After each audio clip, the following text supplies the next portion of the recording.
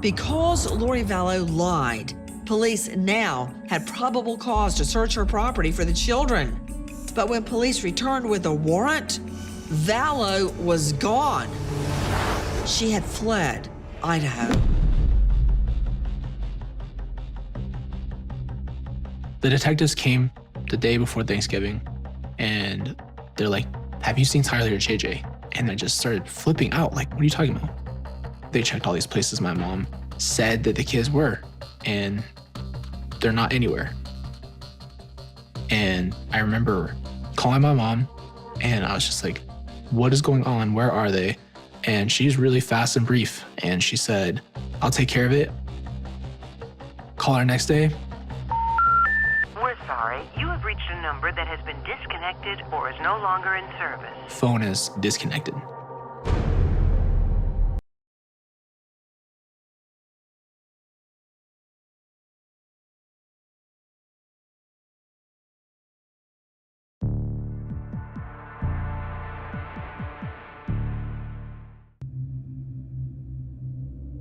Meanwhile, on the mainland, Lori's brother Alex, he's in his 50s, gets married for the first time in his life to a woman who's a part of Chad and Lori's religious group. And Lori's niece, Melanie, marries a man who's also a part of this group. He has left his wife to marry Melanie. Melanie has left her husband to marry him. So they're all in this group, they're all connected, and they all have new spouses.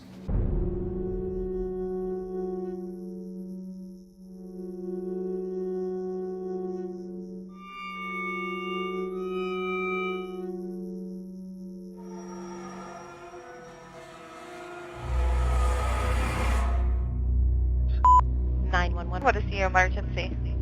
I have older male here named Alex. He just passed out here on my bathroom. Is he breathing normally, like you can see his chest rising and falling? Alex. Hello? He's not breathing. The son of Alex's new wife is the one who calls 911 to report Alex's death. He's on the ground, covered in feces, in his wife's bathroom. When you look at all of these other things going on, hugely suspicious. And then the question is why? Is it because someone thought that the plan was falling apart and that he was the weak link in it?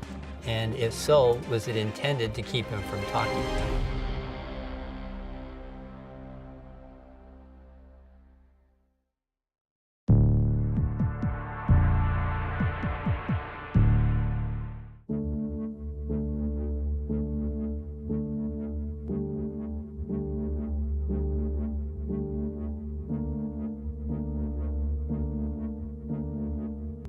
Tammy Daybell says that she pulled into her driveway, got out of the car, and there was a man wearing a mask with a gun firing at her.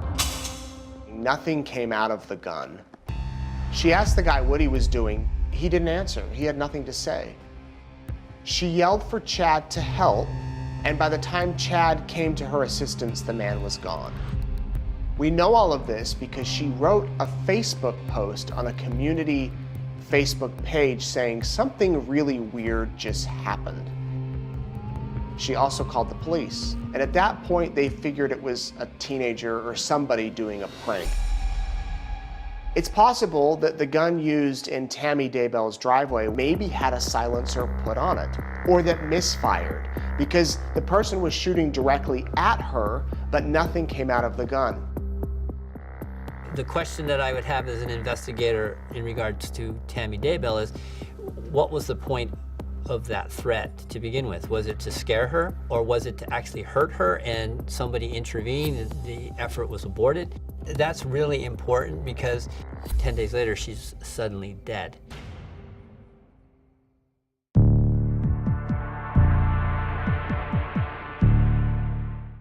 I was overjoyed. You know, when we all heard that Joe, the perennial bachelor, like tied the knot, we were like, wow, who's this woman who tied down Joe Ryan?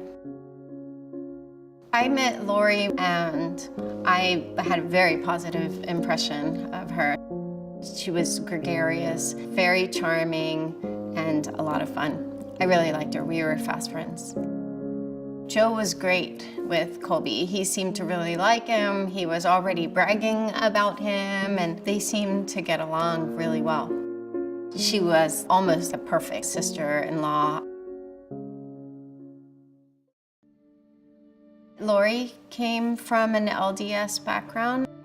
Her religion, her faith was very important to her. Joe was madly in love with Lori and converted to LDS in order to marry her. Joe adopted me because my mom wanted to have a family. I wanted to have a family, and we wanted to be more settled, and so I think that it was just to take me on as well, to be a part of that, so it wasn't them branched off and then me on that side. In 2002, Joe and Lori welcomed little Tylee into the world. My brother in particular was over the moon. I had never seen him be that endearing and that excited about anything. I was 6 years old, so I was excited. I never knew how much I would love Tylee until she was born. If you like that, check out more from Oxygen. Subscribe below.